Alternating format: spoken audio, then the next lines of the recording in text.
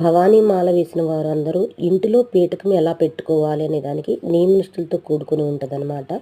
కింద అమ్మవారికి ఒక అష్టదళ పద్మం వేసి దాని మీద పీటను ఉంచి దానిపైన ఒక తెల్లని తుండుగుడ్డ నుంచి దానిలో బియ్యం పొయ్యాలి.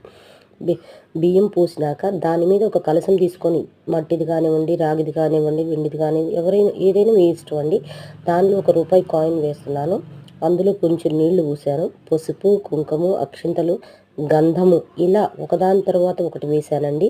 ఇలా వేసిన తర్వాత స్వామివారికి మనం అలంకరణ చేయడంలో భాగంగా కొబ్బరికాయను తీర్చుకొని కొంచెం పీచి ఉంచుకొని చుట్టూరు కడిగి అందులో భాగంగా అమ్మవారికి పెళ్ళప్పుడు కనుక అమ్మాయికి ఎలా అయితే తిలకం పెడతారో ఆ విధంగా తిలకం అనేది అలా పెట్టేసేసి కుంకుమతో ఒక రవిక ముక్కను ఒక టోపీలాగా పెట్టాలండి. ఇలా కలశాన్ని ముందుగా తయారు చేసుకోవాలి.